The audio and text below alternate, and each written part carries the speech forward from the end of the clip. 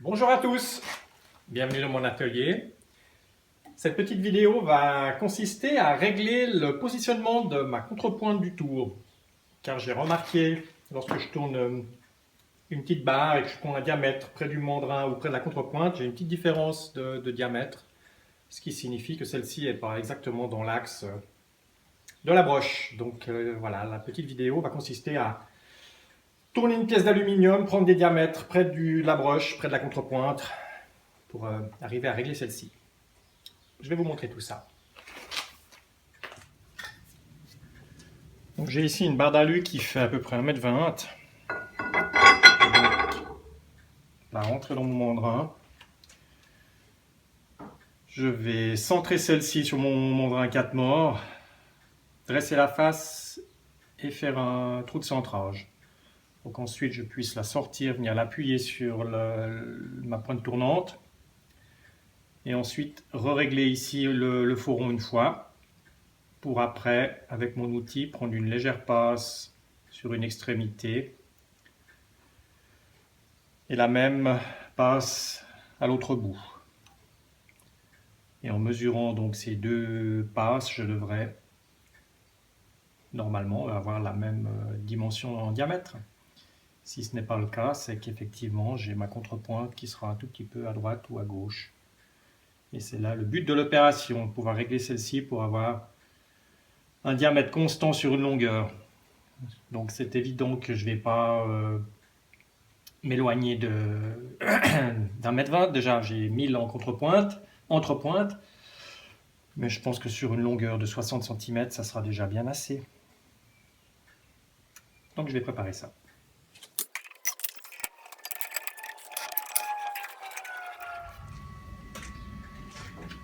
J'ai donc sur une première étape simplement centré un tout petit peu là, à l'aide du comparateur, mon rond d'alu. Ce qui n'a pas une très grande importance, c'est simplement pour que je ne sois pas trop décentré lorsque je vais faire ma pointe de centrage. C'est simplement pour cette raison-là que j'ai positionné correctement celui-ci.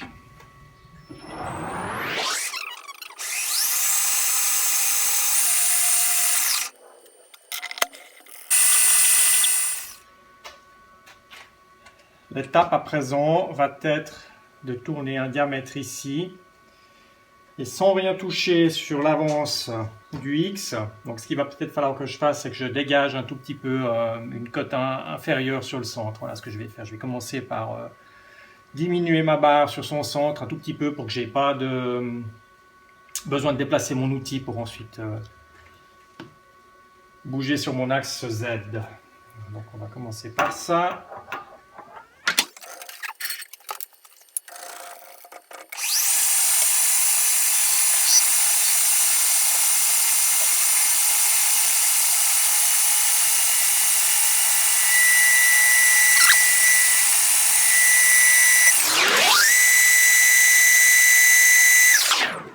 Et je suis en train de me dire qu'un test comparatif sur une longueur de 45 cm va être amplement suffisant. Donc je vais re-rentrer ça plus à l'intérieur. Ça sert à rien que je veuille faire ça sur 80 ou 90 cm.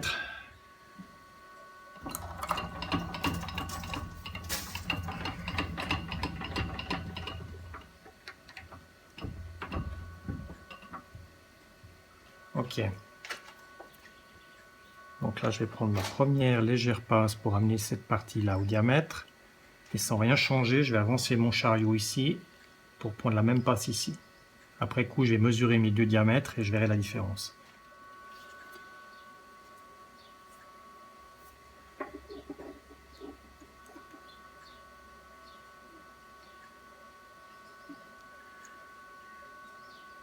« 35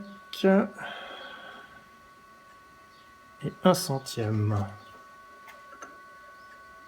Donc là, c'est déjà mauvais signe. Hein.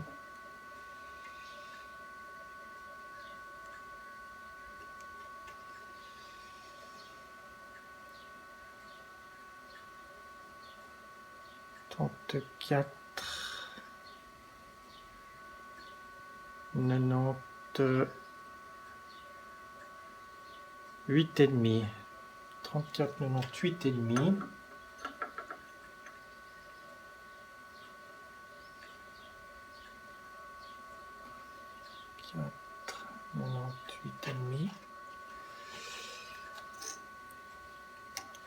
Ce qui veut donc dire que je suis plus grand ici, donc je mange moins.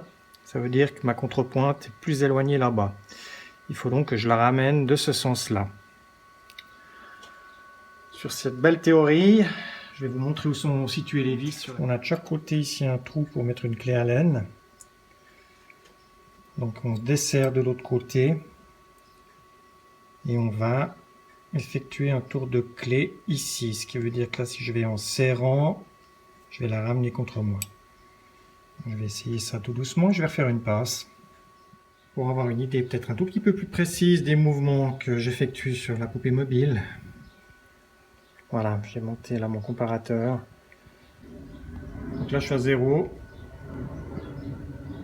Mon diamètre est plus important ici, donc ma poupée mobile doit venir de ce côté. Donc mon aiguille va devoir partir en direction du 1. On va voir après réglage où je me situe. Donc pour résumer aussi, c'est vrai que j'ai actuellement 7 centièmes de différence de diamètre. Je suis supérieur ici à 7 centièmes. Je vais donc logiquement avoir mon aiguille sur 3 centièmes et demi. Si je dois diviser par 2 cette différence. J'ai donc fait plusieurs réglages. Ce qui est relativement long quand je dis plusieurs. Allez, qu'est-ce que j'ai fait? 5 passes actuellement.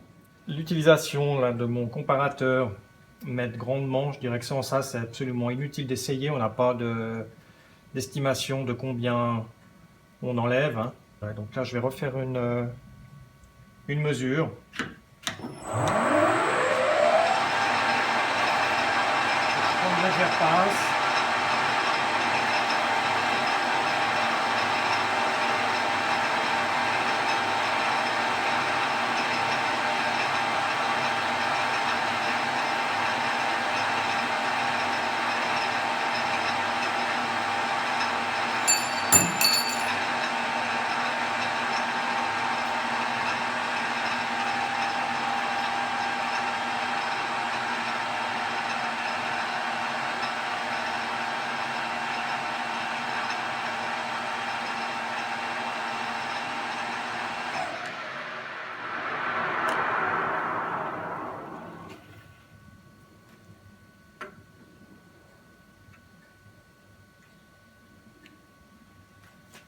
Alors, 34,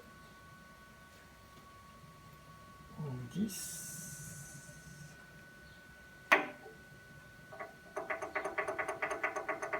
Alors bien évidemment que quand je rentre mon micromètre, je suis fatigué cet après-midi, et que sans le bouger j'ai déjà ça, c'est pas bon signe du tout.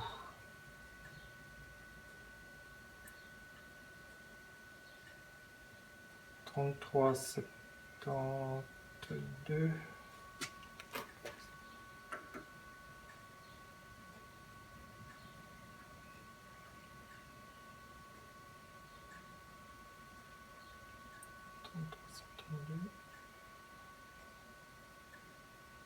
Okay. 3 dixièmes, 8, 38 centièmes sur 40 cm. Ça va pas ça?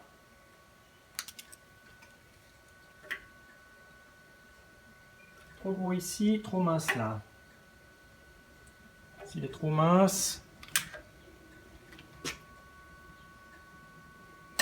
il faut qu'il s'éloigne.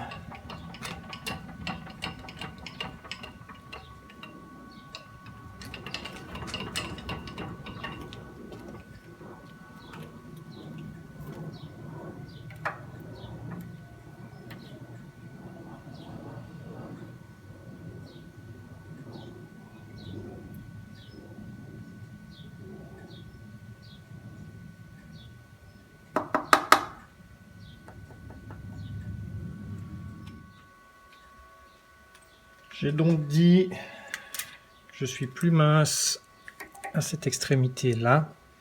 Donc le diamètre doit augmenter. Ce qui veut dire que ma contrepointe va devoir s'éloigner contre le mur. De la moitié de ma cote, 19 centièmes, on va dire 2 dixièmes. Donc si elle s'éloigne, l'aiguille va aller sur la gauche. Donc là, je vais simplement desserrer. Le simple fait de desserrer, on s'est éloigné. Donc là,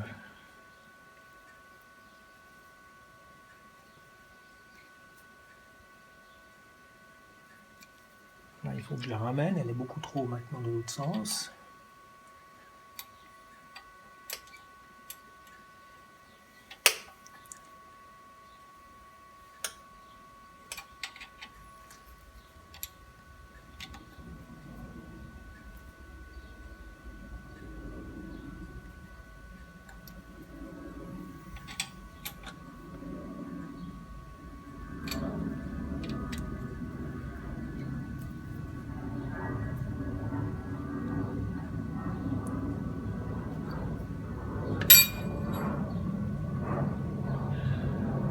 On serait juste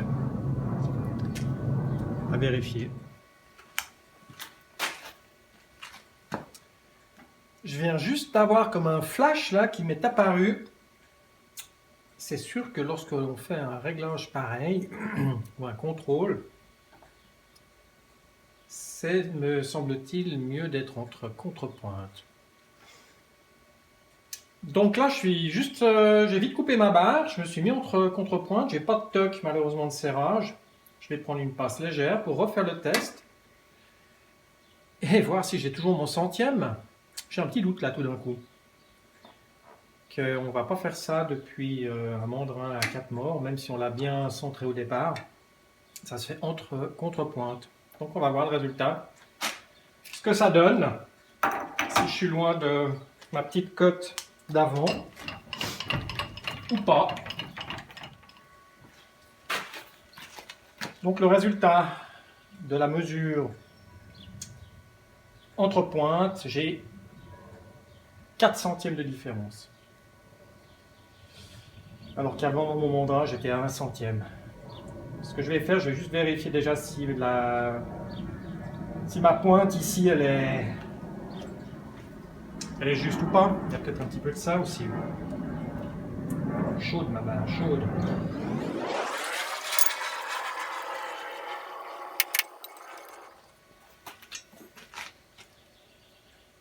Donc ma pointe, elle a un tout petit faux rond là, 1 centième, c'est rien du tout. Je vais donc remettre ça en place.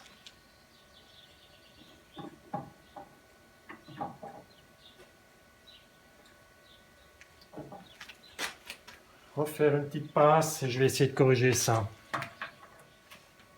1 centième et demi dans ce sens.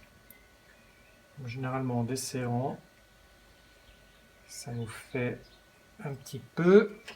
Là, c'est pas suffisant. Voilà.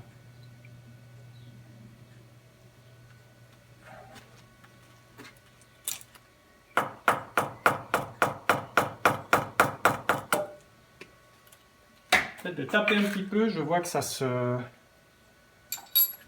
Je dirais pas que ça se met en place, mais s'il y a une légère tension, ça diminue la tension. Il me semble que c'est 1 centième et demi.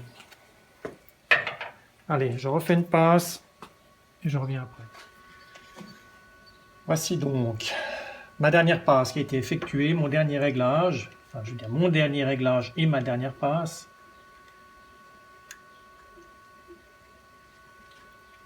« 48 et un tout petit peu plus. Le petit peu plus serait dans le micron et 2 microns. 48,2. Ça me fait rigoler quand je parle de micron, mais bon, mon micromètre va au micron, ça ne sert à rien. Mais est-ce qu'on peut faire une lecture au micro?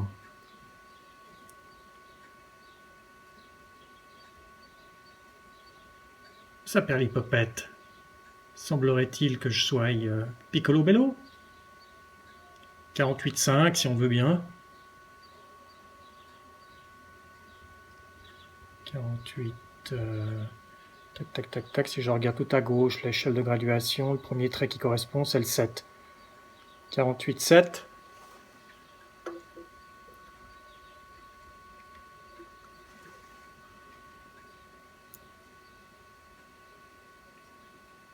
Quarante-huit,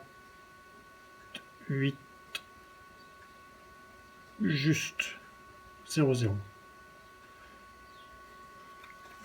Parce que j'ose dire que je suis à moins du centième sur la longueur de la barre. Ça semble être le cas. Donc on va dire que je suis bien réglé maintenant. Je vais garder celle-ci, je vais aller faire la même procédure là à mon travail, voir ce que ça donne sur le tour chinois. Je sais pour l'avoir déjà testé il y a déjà quelques temps que le réglage de la poupée mobile est moins précis et moins facile que sur celle-ci. Cette petite vidéo est terminée. Je suis content de mon réglage. Pas content du temps que j'ai perdu au préalable et au début avec mon mandrin 4 morts. Je pense que j'avais dans la tête, c'est en finalisant ma petite séquence de fin en vous disant au revoir que je me suis dit mais quel con. Effectivement, ça se fait entre contrepointe et pas pris dans un mandrin. Donc j'étais bon pour refaire une petite série de passages. Et ça valait la peine, voilà. Je suis dans le 100e. Ce qui est bien pour un tour comme ça. Donc j'espère que ça vous aura montré 2-3 petits trucs. Je le redis, je ne sais pas suivant où j'en suis dans mes montages, mes vidéos coupées et autres. J'avais donc vu cette procédure sur la vidéo de Floods. Je mettrai son nom en bas. Et j'avais vu une autre procédure sur la chaîne de Keith Rickers, Antique Machine.org, quelque chose comme ça, qui lui a utilisé la barre de Edge Company, une barre qui est faite d'usine. Et donc il n'y a aucune passe à faire, et il suffit simplement de la mettre en contrepointe et de prendre à l'aide du comparateur ces mesures. Voilà, à bientôt pour une prochaine vidéo.